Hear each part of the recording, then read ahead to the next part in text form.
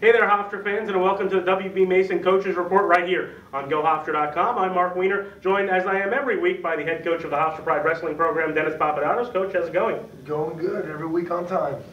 1 week for you this week, and more importantly, the one win coming against Princeton, the EIWA matchup, a 22-20 win. What were your thoughts on that match? It was a good win. Obviously, they've been a program on a rise for a few years. They're supposed to be good this year. They are good this year. They have good coaches. They have good guys, and we lack a little bit of depth and not having our best guy right now, or Cody, guy that's probably been the most consistent. It's always hard for us to win a dual meet if one of our starters is out, let alone if it's Cody. So to win without Cody is huge, and it's a testament that everyone else is coming along. And like you said, EIWA, up and coming team, close by rival, New Jersey. It matters on a lot of levels, and it was good to see.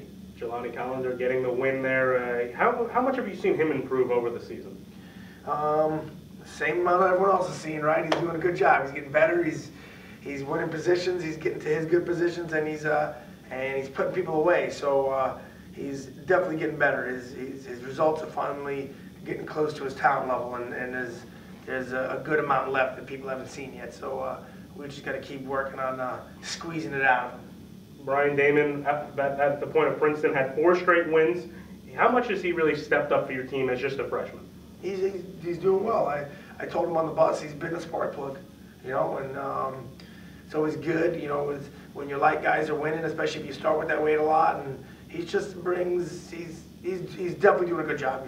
He's gotten so much better from before we even pulled him out of redshirt. Like in the beginning of the year, he went from, I didn't think he would be ready to wrestle this year. He was going to redshirt, and then he was wrestling well. He was getting better, and then bam! Not only is he ready, he's good. So it's been a pleasant surprise, and he's building his confidence off it and getting better because of it. Sunday, finally back home at the Max Sports Complex, but you fall 32-15 to Oklahoma. What do you think was the difference between Friday and Sunday? The other team scored more points than we did. The other team was probably better. What was the difference? I keep saying it. We're a lot tougher than we were, but when it came down to the gut check moments or the really fine-tuned, sharp, really hard to get tough situations against Oklahoma that was going to separate you in the match, they got them. When they couldn't stop us, that kid couldn't stop Jamel Hudson no matter how bad he wanted to. So it didn't matter. Jamel didn't have to win the tough situations because he was that much better. Same thing with Travis. But other guys, like Jelani, Turdick, when we had the tough matches, the close matches, when they came down to tough situations, they probably edged just to get to their good positions, and they won the match. Frank was getting beat, losing every situation, but Frank won the one that mattered and ended the match, and put him over in a cradle and pinned him. So that's what people need to realize. You just need to win your one tough situation to get to the big position that can score big points that wins you the match. And you just got to stay consistent and chasing that one situation to get you where you need to get. Jamel Hudson wins again against Oklahoma. Is it comforting for you to know he's on such a tear, and pretty much every time he's out there, he probably has a good chance to win? Without question. It's I never count him out in any match. I don't care who we're wrestling. It don't matter. He's got the ability to beat everyone in the country. So it's good. The thing I'm still most psyched about, and I keep saying it all year, he's riding people and he's getting riding points, and he's not letting people go because he's trying to work the stuff that he's working in practice to get these turns. He's actually getting mad that he's not getting some of the turns he wants to get. So it's definitely very, very comforting to see. And then when he gets back to his feet, he's still just as good as he was. So his game has come a big, big way on his feet, a great way on top, and it's better on bottom. That's probably where we still need some work. But when he gets to his feet, he's hard to hold down. Binghamton up next on Friday. What are the Bearcats challenge? How do the Bearcats challenge your team? It's a rival. It's upstate. It's New York. It's a conference. Similar. We recruit the similar kids, so it means a lot.